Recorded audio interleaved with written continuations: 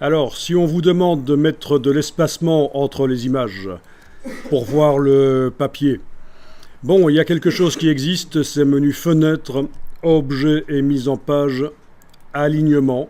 La palette alignement a une fonction de répartition de l'espacement. Vous la trouvez aussi dans Illustrator, ça fonctionne de la même manière. Mais il y a plus simple, parce que c'est un peu compliqué de mettre de l'espacement entre les images avec la palette alignement.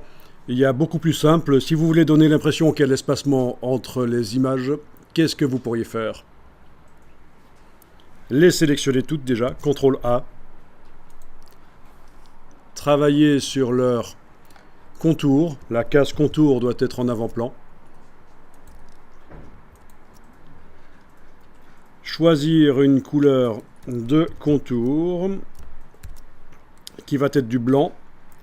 Mais attention, ce que je vous avais dit tout à l'heure, on va faire un blanc spécialement rien que pour les contours. Comme on avait fait un blanc spécialement pour les grands titres. Ça permet de modifier facilement le blanc. Il faut considérer que le blanc est une couleur en fait. Donc je vais faire une nouvelle couleur dans le nuancier en RVB. Je mets tout au maximum, c'est du blanc. Je décoche nommer selon la valeur chromatique et je vais l'appeler contour sur image première page. Ok. Donc c'est la couleur du contour sur les images de la première page. Le contour est blanc. Si vous cliquez à côté, vous êtes en affichage aperçu. Vous devriez déjà voir un fin liseré blanc autour des images. Et ça peut être chouette. Au niveau visuel, ça peut être bien. Si on sélectionne à nouveau toutes les images et qu'on utilise la palette contour, on va pouvoir épaissir. Voilà. Vous avez encore plus d'espace. C'est un peu genre encyclopédie pour les enfants.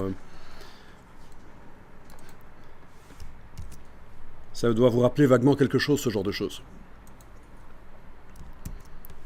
Si je veux, je peux même aller modifier la couleur de contour avec la pipette, éventuellement même touche Alt, aller cliquer pour aller prélever une couleur de contour qui n'est pas du blanc.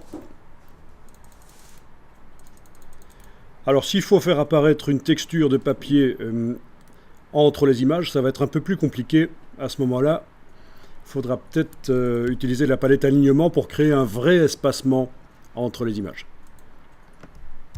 Voilà, j'ai mis du bleu clair finalement, que j'ai épuisé dans l'image avec la pipette et la touche Alt, pendant que j'avais les images activées, donc voilà. Est-ce que c'est mieux que la version précédente du document? Ça, c'est à discuter, c'est à voir. Les deux sont bons. C'est un peu plus, ça vise un peu plus ici le public adolescent, les enfants aussi, parce que c'est un peu graphique, c'est sympa. En fait, en mise en page, ça fait beaucoup de références à ce qui existe déjà, en fait. C'est ça qui n'est pas évident dans la mise en page avec InDesign. Vous devez maîtriser la technique de mise en page InDesign, vous devez avoir des notions de typographie pour savoir ce qu'il faut faire ou pas. Mais vous devez aussi, quand vous créez un document, vous renseigner sur qu'est-ce qu'on fait d'habitude pour le public cible. Vous faites un document qui va être une encyclopédie pour les enfants, la première chose à faire avant de commencer le document, c'est d'aller voir comment d'habitude les gens fabriquent ce genre d'encyclopédie. À quoi ça ressemble. Et il va falloir faire la même chose. Sauf que non, il va falloir aussi se différencier, c'est ça qui est compliqué. Il va falloir faire le même genre de document pour ne pas perturber les acheteurs potentiels. Ils vont tout de suite voir que c'est le genre de document qu'ils recherchent. Oui, c'est une encyclopédie pour les enfants, mais en même temps, il va falloir être différent. Faire le même genre, mais arriver à se différencier, c'est ça qui est pas évident, en fait. Donc InDesign, c'est quand même vachement compliqué.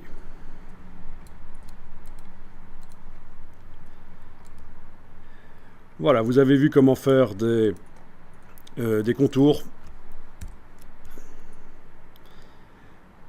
Ah oui, par contre, on a un petit problème. Si on regarde le bord ici, oui, on a un petit problème. Le bord de la page a un contour moins épais que le reste, parce qu'on a un double contour là en fait. Donc faire le contour à l'intérieur des des images, c'était peut-être pas l'idéal. Je vais voir, je sélectionne à nouveau tout, palette de contours. Il faut peut-être le mettre à cheval en fait. Non, en fait, il n'y a pas de solution. Si ce n'est réduire un peu la grille d'image. Il est déjà à cheval sur le bord. Là, il est au centre. Là, il est à l'extérieur. Ah oui, c'est pas évident du tout. Ouais. Ok, donc s'il fallait faire ça, je réduirais un peu la grille d'image. Sélectionner tout et transformation manuelle avec Alt et majuscule pour aller réduire un peu.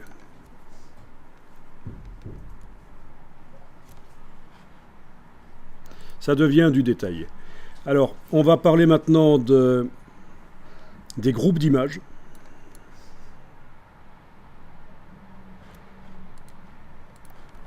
Je ne sais pas si vous connaissez les groupes, d'une manière générale, dans InDesign, le fait de grouper des éléments ensemble. On va voir ça rapidement. Vous allez simplement ici, avec la flèche noire, activer 4 images qui sont côte à côte. Clic, majuscule, clic, majuscule, clic, majuscule, clic. Ou alors englober simplement en partant par l'extérieur. On englobe ne fût-ce que partiellement les images. Voilà 4 images qui sont sélectionnées. Je les copie, CTRL-C. Et je vais aller travailler sur la page suivante dans le document.